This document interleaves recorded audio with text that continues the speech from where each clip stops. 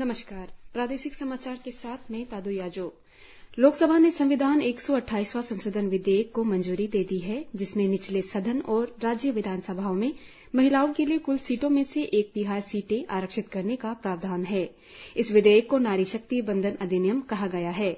विधेयक को कल शाम मत विभाजन के बाद पारित किया गया, जिसमें 454 सांसदों ने विधेयक के पक्ष में मतदान किया, जबकि 2 सांसदों ने इसके खिलाफ मतदान किया। मंगलवार को नए भवन में संसद की कार्यवाही के पहले दिन लोकसभा में ये विधेयक पेश किया गया। विधेयक पर चर्चा का जवाब देते हुए केंद्रीय कानून एवं न्याय मंत्री अर्जुन राम मेघवाल ने कहा, ये विधेयक नीति निर्माण में महिलाओं को अधिक प्रतिनिधित्व प्रदान करेगा। गृह मंत्री अमित शाह ने कहा, महिला आरक्षण विधेयक पारित होने से महिलाओं के नेतृत्व में विकास शुरू होगा। प्रधानमंत्री नरेंद्र मोदी ने कहा है कि लोकसभा में महिला आरक्षण विधेयक पारित किए जाने से महिलाओं में नई ऊर्जा और विश्वास का संचार होगा। श्री मोदी ने आज सुबह लोकसभा में कहा कि ये फैसला देश को नई बुलंदी तक ले जाएगा। महिला आरक्षण विधेयक का समर्थन करने के लिए उन्होंने सभी दलों का आभार व्यक्त किया। इस विधेयक को नारी शक्ति बंधन अधिनियम भी कहा जा रहा है। उन्होंने कहा कि महिला आरक्षण विधेयक पास किए जाने से भारत की संसदीय यात्रा में इस स्वर्णिम क्षण को सदैव याद किया जाएगा। राज्यपाल लेफ्टिनेंट जनरल केटी पटनायक ने आज ईटानगर के बैंक्वेट हॉल में उच्च और तकनीकी शिक्षा के 2 दिवसीय 21वें सम्मेलन का उद्घाटन किया। अपने उद्घाटन भाषण में राज्यपाल ने कहा, राज्य में थिंक टैंक रखने की सलाह दी, जो राष्ट्रीय शिक्षा नीति ENP 2020 में परिवर्तन के विभिन्न पहलुओं पर राज्य सरकार को सलाह देगा।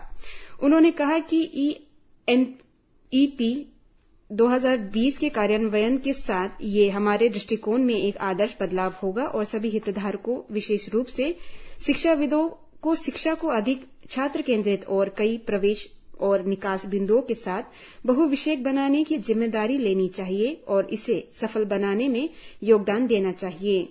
इस अवसर पर राज्यपाल ने अरुणाचल प्रदेश के उच्च शिक्षा के अग्रदूतों में से एक पूर्व प्रिंसिपल बली नारायण फुकन को सम्मानित किया और उत्कृष्ट कॉलेज शिक्षक पुरस्कार से सम्मानित किया। इसके अलावा छात्र टॉपर्स को भी सम्मानित किया गया। मुख्यमंत्री पेमा खांडू ने बुधवार को राज्य के लोगों से चुनाव में धन संस्कृति के खिलाफ उनके अभियान में शामिल होने का आह्वान किया।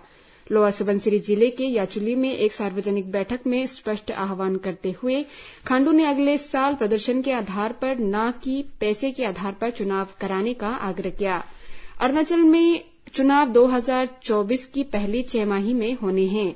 खांडू ने योग्य, सक्षम और ईमानदार लोगों के अपने निर्वाचन क्षेत्र का प्रतिनिधित्व करने और लोगों के विकास के लिए काम करने से चूकने का कारण धन संस्कृति को बताया।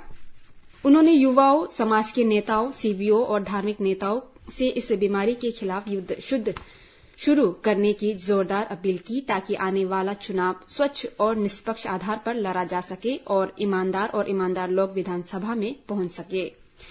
उसी समारोह में मुख्यमंत्री ने घोषणा की कि लोकप्रिय मांग के जवाब में सरकार मौजूदा लोअर सुबनसिरी जिले को 2 भागों में विभाजित करके एक नया जिला बनाने के लिए तैयार है।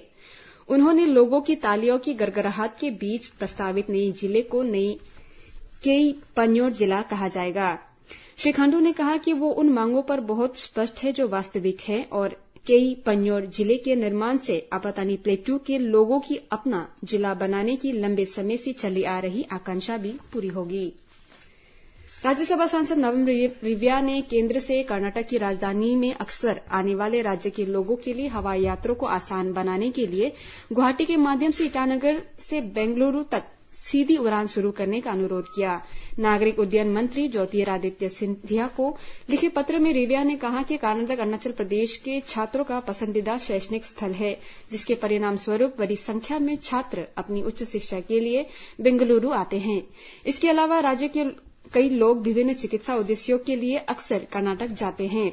उन्होंने इस संवेदनशील सीमावर्ती राज्यों की रणनीतिक स्थिति को देखते हुए ईटानगर हवाई अड्डे पर रात्रि लैंडिंग सुविधा की भी मांग की। भारत के राष्ट्रपति ने मणिपुर के पूर्व मुख्य सचिव सेवानिवृत्त IAS अधिकारी डॉक्टर जे सुरेश बाबू को तत्काल प्रभाव से 5 साल के लिए राजीव गांधी विश्वविद्यालय का चांसलर नियुक्त किया है। इस बीच आरजीयू के रजिस्ट्रार डॉक्टर NT रिकम ने महत्वपूर्ण नियुक्ति के लिए शिक्षा मंत्रालय को धन्यवाद दिया, क्योंकि विश्वविद्यालय 2018 से चांसलर के बिना काम कर रहा था। इसी के साथ ये समाचार बुलेटिन समाप्त हुआ। नमस्कार।